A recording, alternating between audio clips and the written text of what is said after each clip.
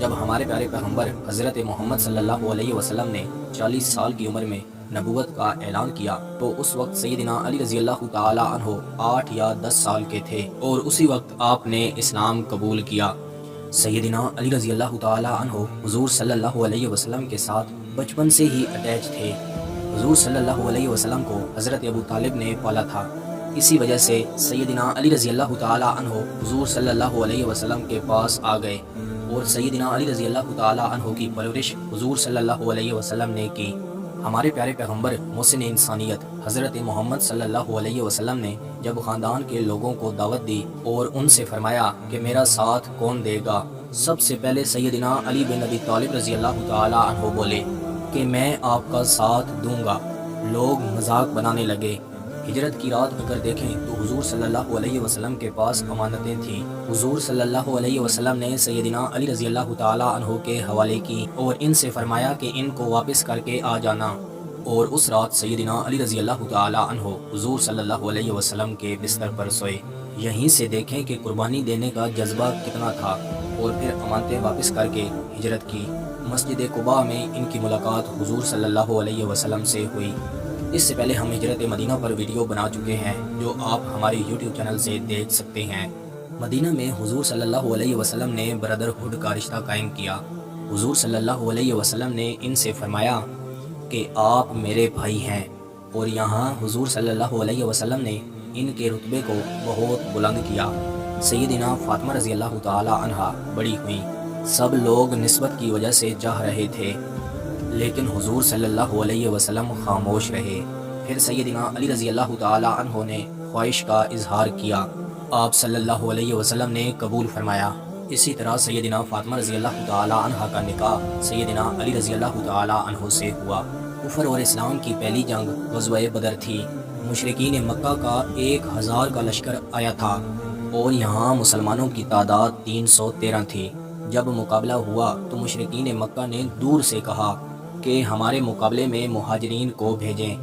اس واقعہ کو ہم غزوہ بدر والی ویڈیو میں جان چکے ہیں جو آپ ہمارے یوٹیوب چینل سے دیکھ سکتے ہیں۔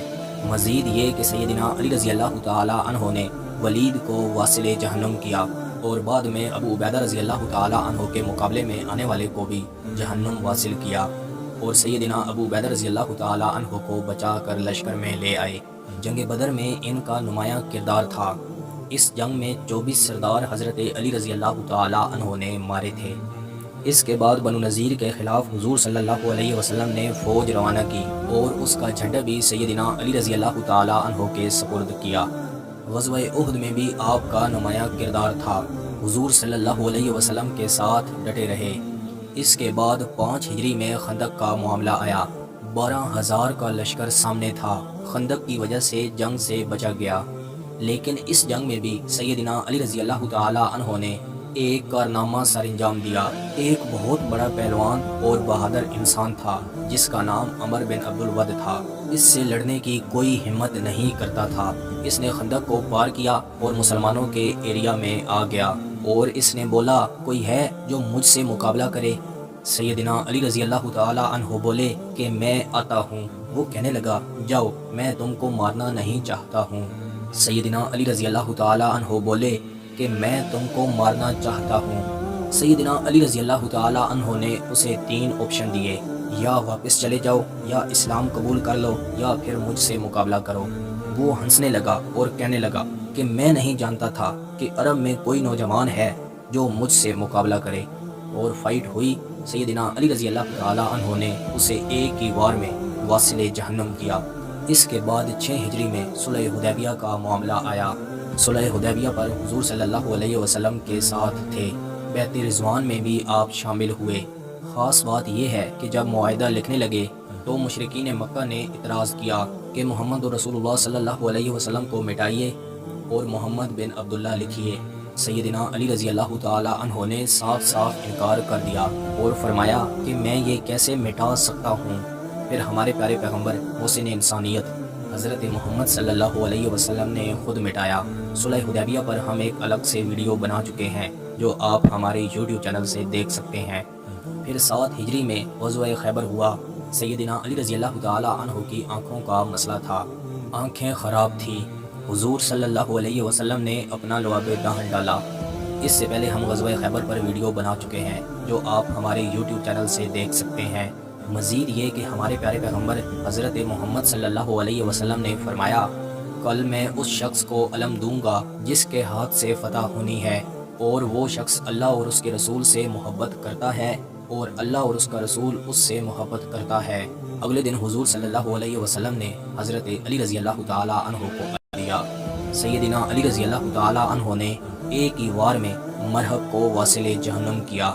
خیبر کے بعد مسلمان فتح مکہ کی تیاریاں کرنے لگے، اور فتح مکہ کے موقع پر بھی سیدنا علی رضی اللہ تعالی عنہ کا نمایاں کردار تھا۔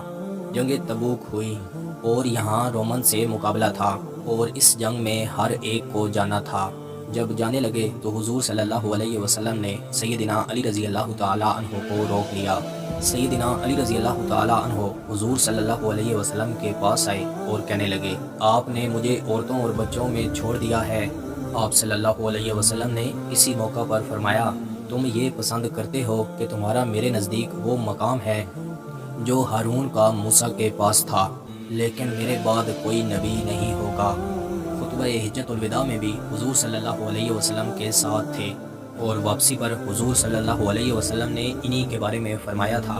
خم کے مقام پر سیدنا علی رضی اللہ تعالی عنہ کا ہاتھ پکڑا اور فرمایا، جان لو کہ جس کا مولا میں ہوں تو اب اس کا مولا علی ہوگا۔